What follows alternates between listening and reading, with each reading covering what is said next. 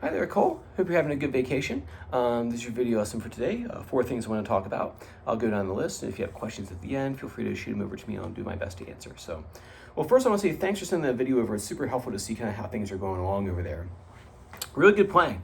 That power chord is sounding really clear, kind of how we want it to be. It looks like your positioning's looking good. You're dropping that thumb. A lot of good things are happening in there. So very nice. Now is just time to smooth stuff out a little bit. So first thing is that B5 power chord. When you get in position, sounds great, nice and clear. You got that, like I said, you got that thumb dropped. You're turned towards the pinky side of the hand. That's all looking good right there. So you're keeping that ring finger arched for me. We really want that right there. One thing you remember when we're strumming these power chords is that you don't need to go through all 6 strings if you don't need to. What I like to do is just like when I play, I hit those bottom ones, and then this is sort of my insurance policy, just in case like I accidentally go over. I'm not gonna hit like a, like that right there. So I'm not really trying to go through all 6 necessarily, right? I'm just trying to get those bottom ones in there. So it doesn't need to be this, like all the way through, but just those bottom ones. Now, if you're strumming and you're getting into it and you do that, I mean, it's not the end of the world, but remember, you don't need to go through all 6 strings. So what you want to do for the B5 is that when I was watching you switch from the E5 to the B5 over here, I saw you kind of do like a 1 finger approach thing. You put this one down and then get this one down here. What we want to do is we want to do lift in place. We want to get those fingers to land at the exact same time. So strum chord once, you lift, but you hold the shape in midair, right? And then you try to drop it all at the same time. Lift and hold it, and then drop all at the same time and strum through the chord. And then lift one more time, hold that chord shape right there. So you're not like letting them go like this. You're lifting and holding that shape in midair so you're able to move it anywhere you want. And then drop it all at the same time. So practice that for me. And then you'll do 1 strum E and then 1 strum B5. So 1 strum on the E chord, and then as you go into the B5, you're trying to turn your hand a little bit, drop that thumb, and then land the B5, 1 motion. Back to the E5, you open up, the thumb comes up a little bit, and as you come through here, that thumb drops like we talked about last week, and into the chord shape, right? And you pivot back in, and you pivot back to the B5 chord. Try to land them all at the same time. Right? This one's not about speed. This one's about getting there clean, right? So don't worry, speed will come later. We want to make the movement clean first, all right? And then let's see here. And then the main riff for that song, Jumpin' Jack Flash. It's not as fast as you think, right? It's not this, right? That sounds a little too frantic. This song kind of grooves a little bit, so this is kind of how the rhythm goes.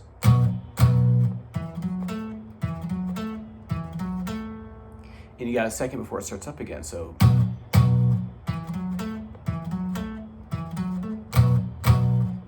See, it's not that, but.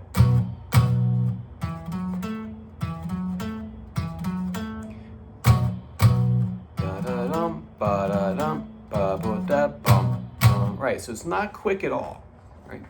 Work on that for me. Number 3 is A minor pentatonic, your 3-note sequence. Your string skipping was looking really good. Nice, clean motions on that one. Your hands are starting to sync up together. That's a good thing, right? So that string cross was the one you just played on the video for me. The 3-note sequence is this. It's the same scale shape. It's still that A minor pentatonic box 1, right? This is what we're gonna do this time though. 1, 2, 3. 1, 2, 3. I've tabbed it out here for you too, so you can follow along, and your dad can help you as well. What was it? 1, 2, 3. 1, 2, 3. 1, 2, 3. Go back 1 note. Go back 1 note. 1, climb up 3, back 1.